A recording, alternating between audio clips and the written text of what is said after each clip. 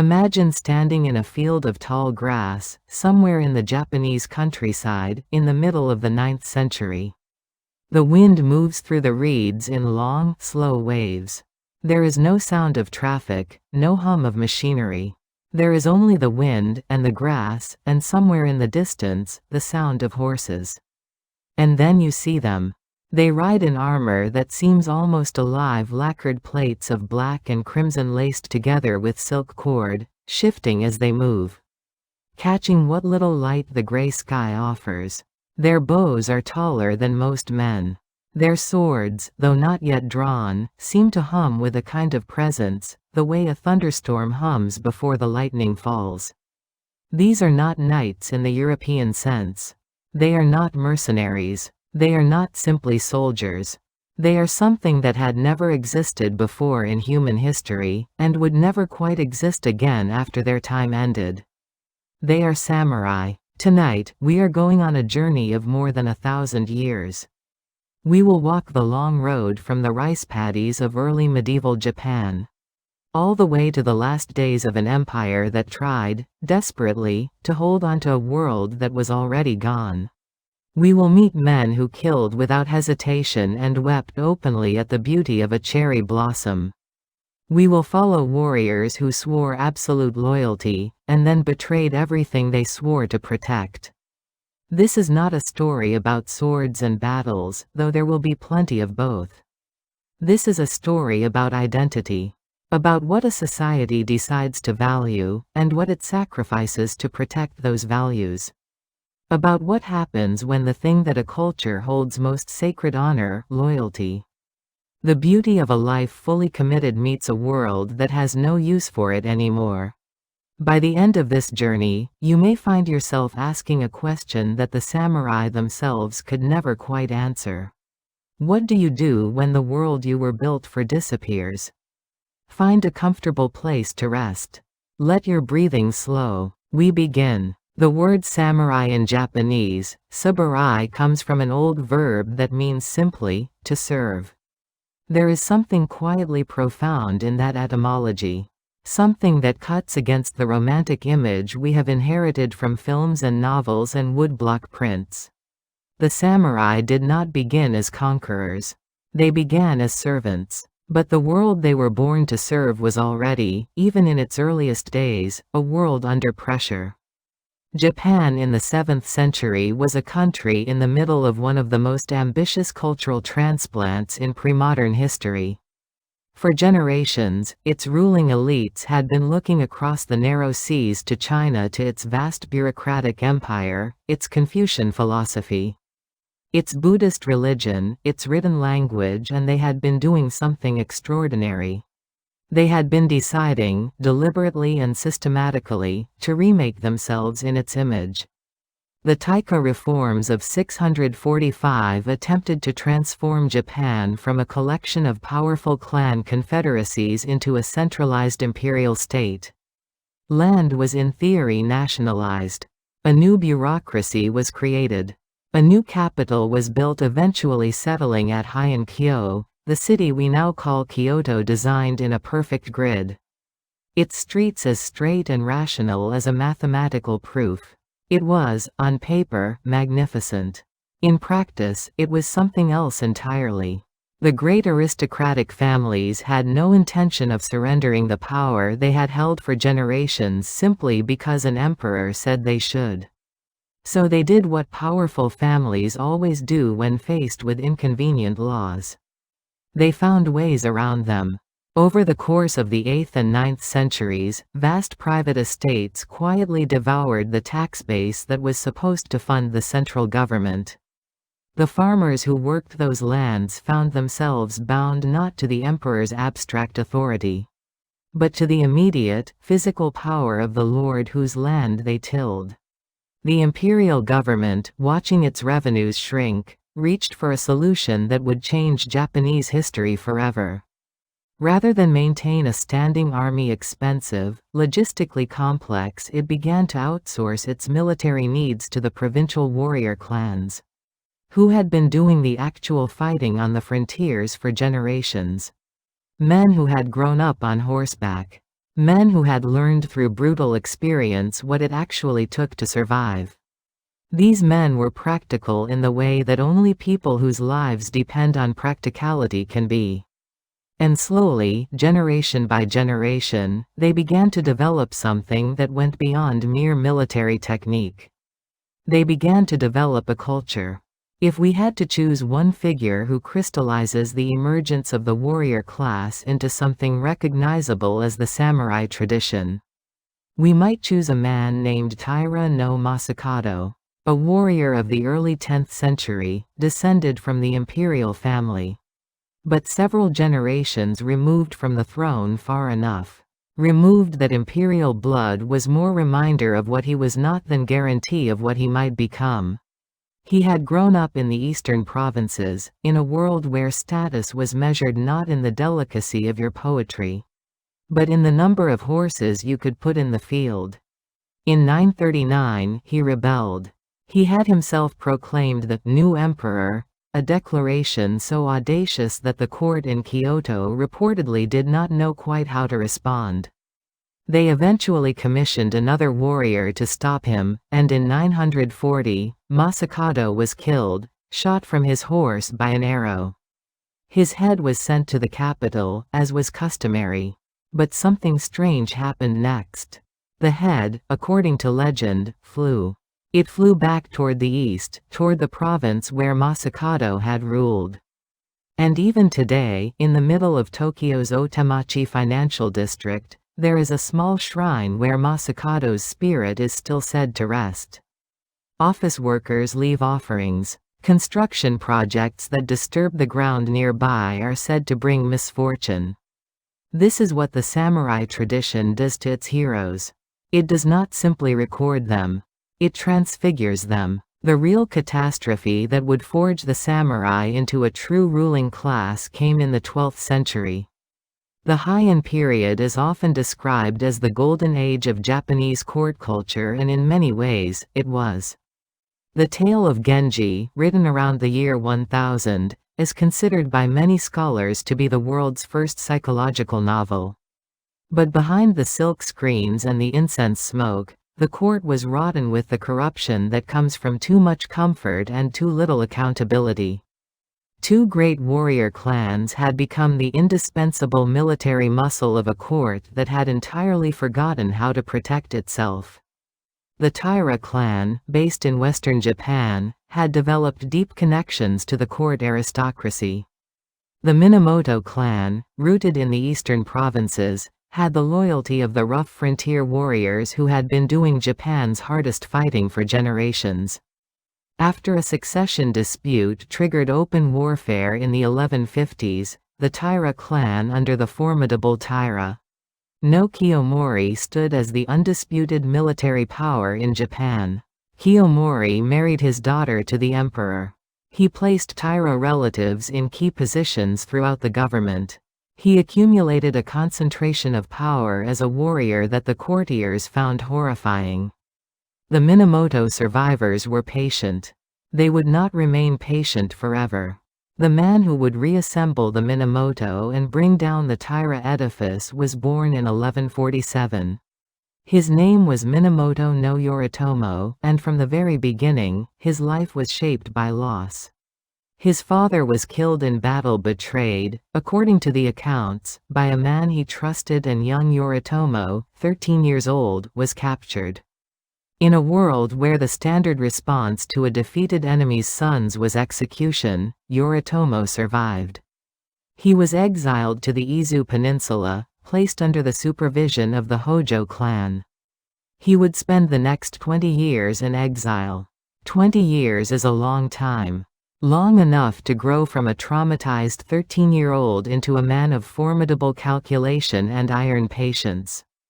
Long enough to build relationships with the warrior families of eastern Japan, to understand exactly who owed what to whom. Long enough, too, to fall in love with the daughter of his Hojo hosts. A woman named Masako, who would prove to be one of the most consequential figures in all of Japanese history. Though she would spend most of that history invisible to the official record.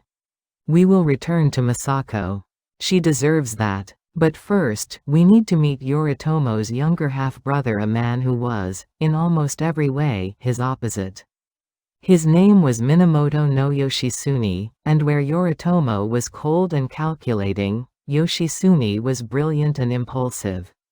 Where Yoritomo built power methodically, through negotiation and political alliance, Yoshitsune seized it in great leaping bounds of military genius.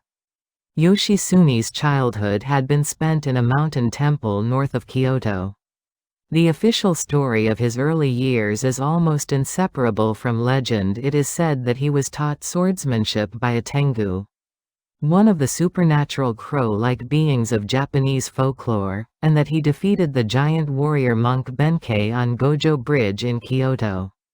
After which Benkei swore to follow him for the rest of his life. When Yoritomo raised the banner of Minamoto Revolt in 1180, Yoshitsune came east to join him, and it was Yoshitsune who became the brilliant military instrument through which Yoritomo's strategic vision was realized. The Genpei War, the conflict between the White Minamoto and the Red Taira, lasted 5 years, from 1180 to 1185. And it was decided not in the corridors of the court but on the beaches and mountain passes and open waters of the Japanese archipelago. At the Battle of Ikanatani in 1184, Yoshitsune led a cavalry charge down a cliff so steep that the Taira defenders had not thought to guard it. Because no sane commander would have ordered horses down that slope, Yoshitsune ordered it. The horses came down. The Taira flank collapsed. At the naval battle of Dan no Ura in 1185, the final engagement of the war, the Taira fleet was destroyed. The Taira leadership chose death rather than surrender. The child Emperor Antoku, just 7 years old, was drowned in the arms of his grandmother. She leapt into the sea with him, so that the imperial regalia she carried would not fall into Minamoto hands. It was, even by the brutal standards of medieval warfare, a haunting end. And with it, the Genpei War was over. But the story between the two brothers was not. Yoritomo was building something, and that something required that all power flow through him, that no subordinate, not even a brilliant brother, accumulate enough independent authority to become a rival. Yoshitsune had accepted rewards directly from the imperial court, going around Yoritomo. Yoritomo interpreted this as betrayal. By 1185, Yoshitsune was a fugitive, hunted by the brother he had served so brilliantly. He fled north, accompanied by his loyal followers, Benkei among them. At the fortress of Koromogawa no Tachi, surrounded and abandoned by his last patron, Yoshitsune chose the end that the warrior tradition demanded. He killed his wife and children himself, to spare them capture. And then he took his own life. He was 31 years old. Benkei, according to the accounts, died standing. He had positioned himself at the bridge to the main hall, holding off the attackers alone. He was struck by arrow after arrow. He did not fall. He stood, bristling with arrows, and the attackers, awed, frightened, held back. It was only when someone finally got close enough to look at his face that they realized Benkei had been dead for some time. He had died on his feet, and his body had not yet received the message. This story is almost certainly embellished. Perhaps entirely invented. But it has lived in Japanese culture for 8 centuries. Because it captures something that Japanese culture has always found irresistibly beautiful: the absolute completeness of commitment. The willingness to give everything, to the very last breath, and then past the last breath, in service of something larger than oneself. In 1192, Yoritomo accepted from the emperor a title that would define Japanese government for the next 7 centuries. He became shogun. He established his government at Kamakura, a coastal town far from the imperial capital, far enough that the court's influence was diluted by distance. Real power had shifted definitively to the warriors. Yoritomo died in 1199, thrown from a horse. And into the gap of succession stepped his widow. Hojo Masako was not supposed to be a political figure. She shaved her head and took Buddhist vows, as widows of her station were expected to do. And then she proceeded to run the country. She is known in Japanese history as the Amma shogun, the nun shogun. When, in 1221, the retired emperor Go-Toba launched a military campaign to reassert imperial power. It was Masako who rallied the eastern warriors to the shogunate's defense. The accounts say that she stood before the assembled warriors of Kamakura and gave a speech, one of the few instances in Japanese history where a woman's public political oratory is directly recorded, reminding them of everything Yoritomo had built, and asking them to repay that debt by defending what he had created. They listened. They fought. The imperial forces were crushed. The Kamakura shogunate held until the threat came from a direction that no one in Japan had ever had to think seriously about before. From the northwest. From the Mongols. Kublai Khan sent envoys demanding Japan's submission. The shogunate refused. Twice. And twice, the Mongols came. The first invasion in 1274 was a shock. The Japanese warriors had trained for a form of combat built around individual challenges, the great warrior riding forward, announcing his lineage, calling out a worthy opponent. The Mongols did not play by those rules. They fought in coordinated units, with exploding projectiles and poisoned arrows. The Japanese fell back, and that night, a storm drove the Mongol fleet from the shore. The Japanese called it kamikaze, the divine wind. 7 years later, the Mongols returned with a fleet far larger. Again the Japanese fought. Again a typhoon struck, sinking or scattering the ships and ending the invasion. The gods, it seemed, were reliable. The experience confirmed the samurai in their sense of divine mission. But it also exposed the limits of the individual warrior ethic against large-scale organized warfare. And it created a political crisis. The warriors who had fought expected to be rewarded with land. But the shogunate had no new land to give. The warriors who had given everything were told their reward was the privilege of having protected their country. This was not an answer that satisfied men who measured their worth in terms of what they possessed. The Kamakura shogunate collapsed in 1333, replaced eventually by the Ashikaga shogunate, which proved, over the following century, to be even less capable of holding the country together. By the middle of the 15th century, real power had fragmented among the great regional lords. In 1467, a succession dispute triggered the Onin War, which reduced Kyoto to rubble and launched the Sengoku period. The age of warring states, a century and a half of nearly continuous warfare. The Sengoku period is the golden age of the samurai in the popular imagination. But the armies of this era were not elite forces of aristocratic warriors. They were mass armies, incorporating peasant foot soldiers in numbers that dwarfed the mounted elite. And the introduction of firearms arquebuses brought to Japan by Portuguese traders in 1543 accelerated the transformation further. A trained samurai archer had spent a decade mastering his art. A peasant with an arquebus could be taught to load and fire in weeks. The warlord who grasped the implications most completely came from a minor domain in central Japan. He had been dismissed in his youth as the fool of Awari. His name was Oda Nobunaga, and he was one of the most consequential figures in Japanese history. At the Battle of Akehizama in 1560, Nobunaga's force of hundreds attacked an army of tens of thousands during a sudden summer storm, killing the enemy commander and dissolving the massive army through sheer audacity.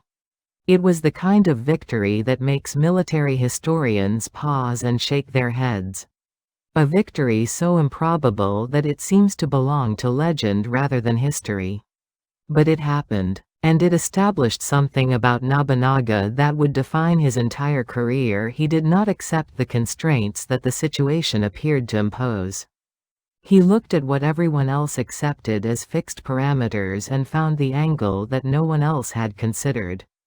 Over the following years, Nobunaga expanded his power steadily, absorbing neighboring domains through a combination of military force, political marriage, and cold strategic intelligence. In 1568, he marched into Kyoto with the last Ashikaga shogun. As his official justification, he was restoring the legitimate government in the standard formula for Sengoku political violence. In practice, he was taking control of the imperial capital. He would eventually depose the shogun entirely in 1573, ending the Ashikaga shogunate, though he never claimed the title of shogun himself. That restraint was not modesty. It was calculation. At the Battle of Nagashino in 1575, he placed 3,000 arquebusiers behind wooden palisades and had them fire in rotating volleys, ensuring that there was always a loaded weapon being discharged. The finest cavalry in Japan charged those palisades and were destroyed. Nagashino was not just a battle. It was a demonstration that the individual warrior's skill and courage, however sublime, could be negated by the right organization of collectively disciplined forces. The Takeda horsemen heirs to a tradition of mounted warfare stretching back centuries. Men who had grown up believing that spirit and skill could overcome any material disadvantage learned in a single afternoon that they were wrong. Nobunaga understood what this meant. He did not mourn it. He was equally ruthless with the religious establishments that had accumulated enormous power and wealth during the centuries of fragmentation. The great Buddhist temple complexes had, in some cases, been governing entire provinces for decades. Maintaining their own armies, resisting daimyo authority, functioning as independent political powers within the landscape of Sengoku chaos. For Nobunaga, who understood that there could be only one supreme authority in Japan and intended to be that authority, this was intolerable. His destruction of the Enrikuji temple complex on Mount Hiei in 1571, burning everything on the mountain, sparing no one, was called a military necessity by his supporters and sacrilege by his enemies. Both assessments were probably correct. He understood which verdict history was more likely to render. He proceeded anyway. By 1582, Nobunaga controlled perhaps a third of Japan and was within reach of complete unification, closer than anyone had come in over a century. He never got there. On the morning of June 21, he was attacked at the Honnoji Temple in Kyoto by forces loyal to his own general, Akechi Mitsuhide, whose specific motivations for the betrayal have been debated by historians ever since. Surrounded, with no possibility of escape, Nobunaga set fire to the temple and died inside it. He was 49 years old. The man who had spent his life finding angles that no one else had considered had, in the end, been outmaneuvered by the oldest angle of all, the trusted subordinate with a private grievance. But what Nobunaga had built did not die with him. And the man who would finish what he started was already in motion. Toyotomi Hideyoshi had begun at the very bottom of the social hierarchy, as low as it was possible to go while still being in some kind of service. Born around 1537 to a foot soldier of no particular distinction, he had no horse, no armor, no lineage, no connections. What he had was intelligence of a rare and practical kind, physical energy that seemed to outlast everyone around him. A gift for reading people that bordered on the uncanny, and a face so unusual, small, angular, with features so distinctive that Nobunaga, when he noticed the young man for the first time, gave him the nickname he would carry for the rest of his life. He called him Saru the monkey. Hideyoshi began as a sandal bearer. He carried his master's footwear. He warmed his master's sandals against his body on cold mornings so that Nobunaga's feet would not meet cold leather. This detail has survived 8 centuries because it captures something essential about Hideyoshi. He understood that every task was a performance, that every moment of service was an audition, that a man with nothing to offer except his attention and his loyalty had to make his attention and loyalty so complete, so visible, so unmistakable that even the most powerful man in Japan could not afford to dismiss him. Nobunaga noticed. He rose through 2 decades of competence and unwavering loyalty to become one of Nobunaga's most trusted commanders. When Nobunaga died, Hideyoshi was in the western part of the country on campaign. Within days, with a speed that impressed and alarmed everyone who witnessed it, he had negotiated a ceasefire with his current opponent, turned his army around, and marched back toward Kyoto. At the Battle of Yamazaki, just 11 days after Nobunaga's death, he defeated and killed Akechi Mitsuhide. He was avenging his lord. He was also, not incidentally, positioning himself as his lord's heir. Over the following decade, Hideyoshi defeated or negotiated the submission of the remaining great daimyo until by 1590. He had achieved what Nobunaga had not lived to complete: the unification of Japan under a single authority. He had risen, in roughly 50 years, from the very bottom of a rigidly hierarchical society to its very top. The sandal-bearer had become the master of the country whose master's sandals he had once warmed. This fact disturbed him deeply, and in ways he perhaps could not entirely articulate. Because if a man born to nothing could rise to everything, then the system that was supposed to make social position fixed and permanent was an illusion. And Hideyoshi, having benefited from that illusion being false, now needed it to be true. Needed the hierarchy to be stable, to be real, to guarantee that no one else would do to his successors what he had done to the established order. In 1591, he issued the Sword Hunt Edict, ordering the collection of all weapons from non-samurai classes throughout Japan. Peasants were to farm, merchants were to trade, warriors were to fight. The boundaries between these classes were to be fixed, permanent, and enforced. The ladder that Hideyoshi himself had climbed was to be pulled up after him. It was one of the most self-aware acts of political consolidation in Japanese history. And one of the most cynical. He then attempted to conquer China.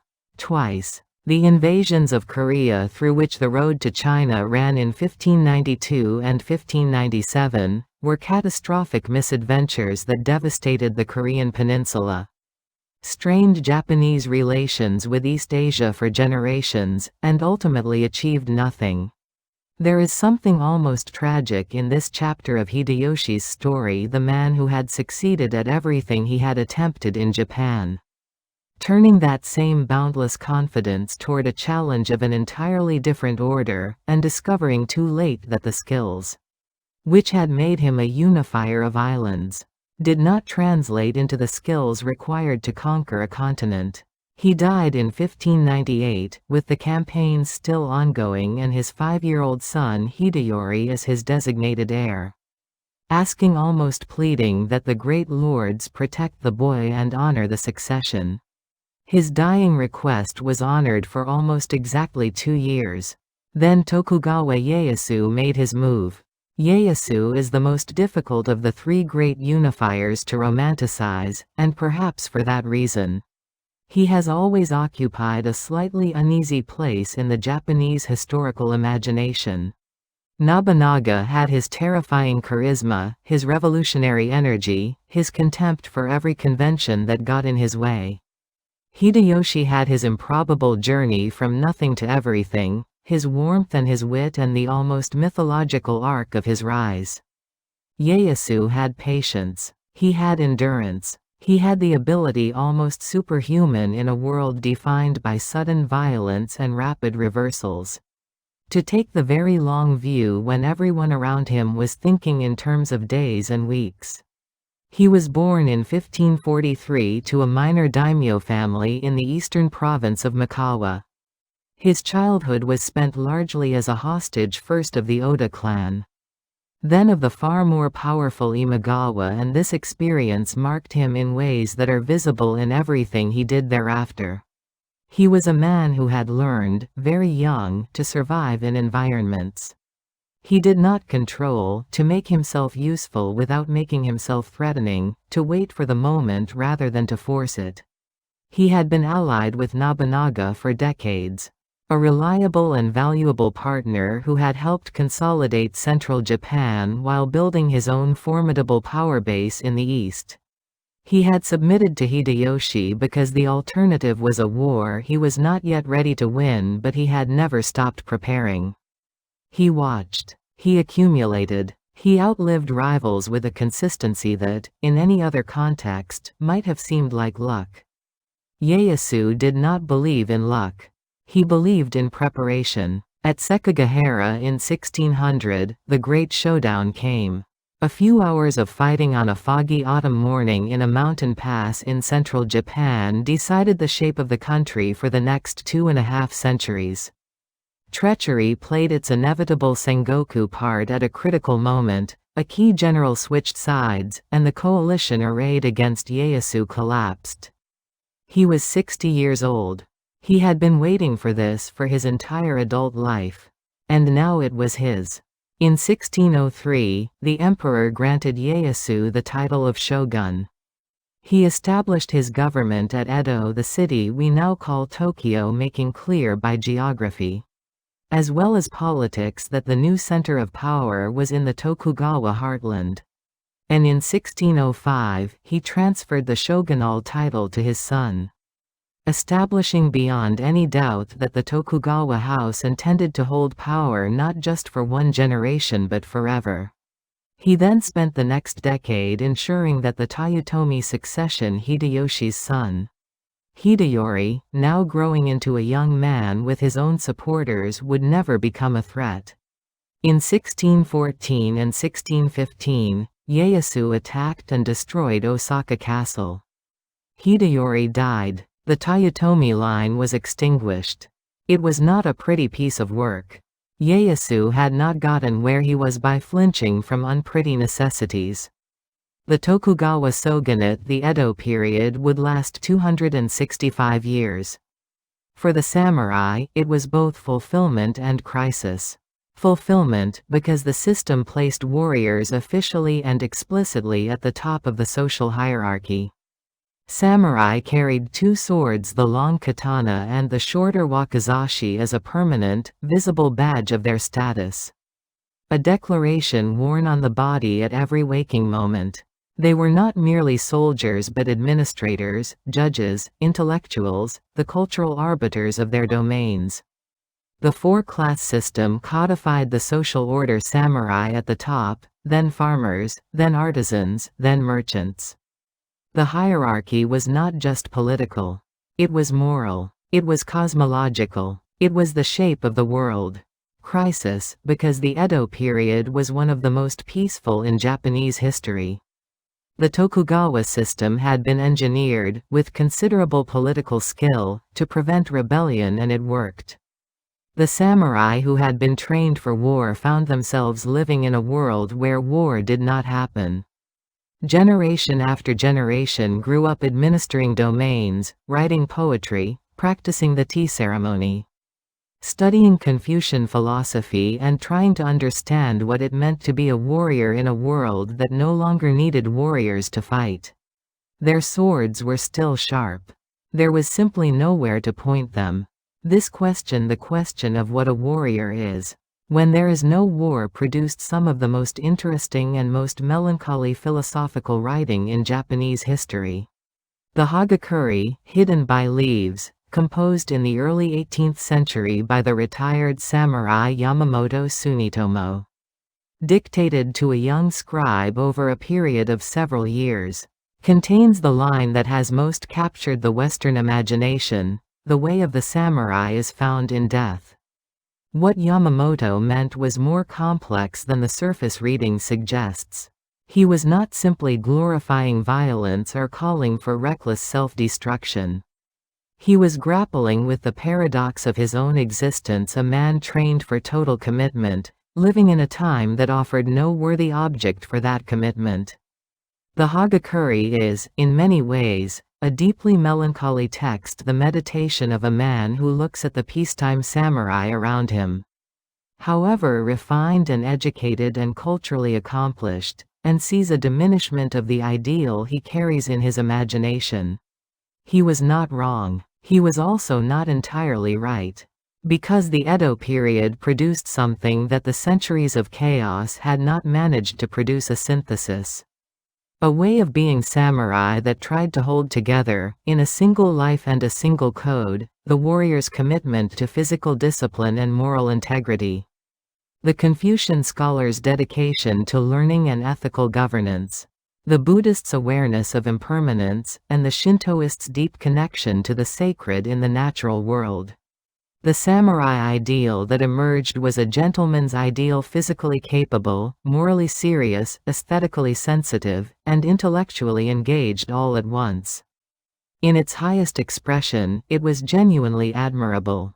It produced men who could administer a domain by day, practice swordsmanship at dawn, write poetry in the evening, and sit in silent meditation before sleep. It was, as ideals go, demanding and beautiful. In its lower expressions, it was a system for maintaining the privilege of a hereditary elite, who spent considerable time philosophizing about the nobility of service, while the actual agricultural labor that fed everyone was performed by people who were not supposed to have philosophical opinions. The gap between the ideal and the reality was, as it tends to be, substantial. The contradiction held, more or less, for 2.5 centuries. Then, in 1853, 4 black ships appeared in Edo Bay. Commodore Matthew Perry of the United States Navy had been sent to open Japan to Western trade, and to demonstrate, by the mere presence of his steam-powered warships, belching black smoke into the Japanese sky, that Japan's ability to refuse was more limited than it might have imagined. The Kurofune, the black ships, were simply the most visible and undeniable symbol of a world that had changed, radically and irreversibly, while Japan had been deliberately sealed away from it. The shogunate's actual military capability was, by 1853, far behind that of the Western powers. The decades of enforced peace had corroded whatever effectiveness the samurai military system might once have possessed. The crisis that followed exposed the internal contradictions that had been building for generations. Factions divided sharply and painfully, those who wanted to negotiate and modernize cautiously, and those who wanted to restore imperial rule and expel the foreigners by force. The bitter irony at the heart of the second position, which many of its adherents understood with a clarity that was sometimes agonizing, was that the only way to expel the barbarians was to use the barbarians' weapons. And to use those weapons effectively, you had to transform your society in ways that made you less like yourself and more like them. The Boshin War of 1868 to 1869 ended with the shogunate's collapse and the formal restoration of imperial rule under the young Emperor Meiji. What followed was one of the most concentrated and intentional modernizations in human history. In roughly 30 years, Japan transformed from a feudal country, ruled by a warrior class with pre-gunpowder military technology, into an industrial nation with a conscript army, a constitutional government, a modern navy, and an economy that was beginning to compete with Western powers on their own terms. The samurai class did not survive this transformation, and the men who made the transformation themselves, largely former samurai, understood that it could not. In 1873, universal military conscription made the warrior caste's military monopoly not just obsolete but actively counterproductive to a modern state that needed mass armies, not elite ones. In 1876, samurai were prohibited from wearing their swords in public, the visible symbol of their status. The thing that had set them apart from everyone else for generations, simply made illegal by the stroke of a pen. Their stipends were converted into bonds and then effectively devalued, stripping most former samurai of the economic foundation that had sustained their way of life through the long peace. The reaction was, in some cases, violent. But none of the violent reactions changed anything. The most famous resistance was the Satsuma Rebellion of 1877, led by Saigo Takamori, one of the great heroes of the Meiji Restoration itself. A man of extraordinary personal charisma and uncompromising values, who had helped bring down the shogunate and then found himself unable to accept what the new order was becoming. He was not, in any simple sense, a reactionary. He understood that Japan had to change. What he could not accept was the particular shape that change was taking, the abandonment of something he considered essential to what Japan was, and what Japanese men were supposed to be. He led an army of disaffected former warriors in what he knew, almost certainly, was a lost cause. The final battle, at Shiroyama, saw his remaining followers, perhaps a few hundred men, armed with swords and a handful of rifles, facing a modern army with artillery charge into fire that no amount of courage could overcome. Saigo himself died in the fighting. The old Japan had charged into the new Japan and lost. But in death, Saigo became something that the living Saigo, for all his charisma, had never quite been: a myth.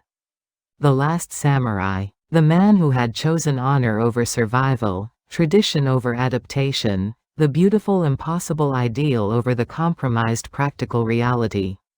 Within a decade of crushing his rebellion, the Meiji government was rehabilitating his reputation, erecting statues, incorporating his story into the national mythology, because the new Japan needed its heroes as much as any country. And Saigo Takamori was a hero who could serve multiple purposes simultaneously: a reminder of what had been sacrificed, and a justification for the sacrifice. The samurai tradition, stripped of its economic and political basis, did not disappear. It transformed. It became part of the national curriculum, taught as the spiritual foundation of Japanese identity. It became part of the military culture of the Imperial Japanese Army, but in a simplified, militarized version. A bushido designed not to produce the complex, reflective, sometimes melancholy gentleman warrior of the Edo ideal, but to produce soldiers who would die without hesitation, who would consider surrender a disgrace, who would subordinate every personal consideration to the demands of the nation-state. The philosophy of the individual warrior's honor was transmuted into the philosophy of collective sacrifice for an abstracted ideal. We know where that led. The young men who died in the Pacific War, the pilots who flew their planes into American warships, guided by the belief that dying for the emperor was the only honorable conclusion to a life of service, were not samurai in any meaningful historical sense. But they had been told they were. And the distance between the mounted archer on the autumn plain and the young man in a cockpit is enormous, measured in centuries and technologies and the entire transformation of what war means and what states demand of the people who fight them. Yet there is a thread connecting them, however frayed and distorted. By the time it traveled, the idea that there is something worth serving that is larger than your own survival. That how you live, and how you die, reveals who you truly are. It is an idea that has survived the collapse of every institution that ever claimed to embody it.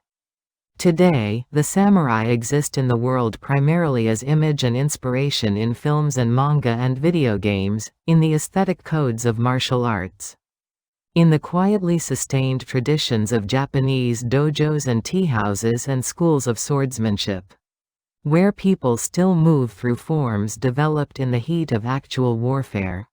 They exist in the subtle ways that certain values: precision, discipline, the acceptance of impermanence.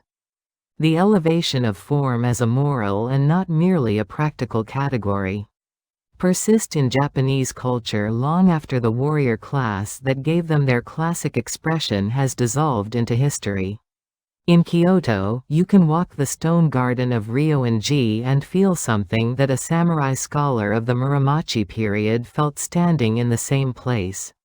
The sense that perfection in a small, controllable space is a response to the chaos of a large, uncontrollable world. That if you cannot govern the country, you can perhaps perfect the arrangement of 15 stones in white gravel, and that this perfection is not trivial. In the dojos where kendo and iaido are still practiced, you can see young people moving through forms that connect them, across centuries of change, to the men who developed those forms in circumstances of genuine life and death urgency.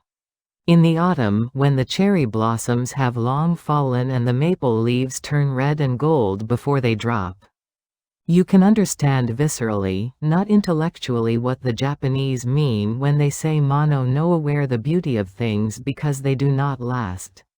The awareness of impermanence not as a source of despair but as the very condition of beauty.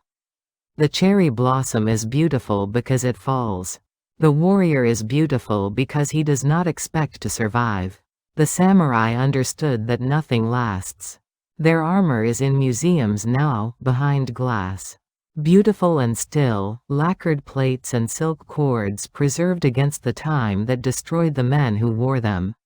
Their names are in history books, and in the place names of the country they shaped, and in the stories that their descendants tell about who they are and where they came from. And in the late autumn light, when the maple leaves are falling, and the mountains are turning gold and the air carries that particular quality of stillness that comes before winter. Something of what they knew moves through the landscape like a memory, like a wind, like the sound of horses on a plain that is no longer there. The samurai are gone. What they understood about the relationship between beauty and impermanence, between commitment and loss, between the life we choose and the death we do not choose that has not gone anywhere at all. It waits, patient as Ieyasu, for us to catch up with it. If this story moved you, if something in it felt familiar, or true, or worth sitting with a little longer, please consider subscribing to the channel and leaving a like. Rest well tonight. We'll see you in the next story.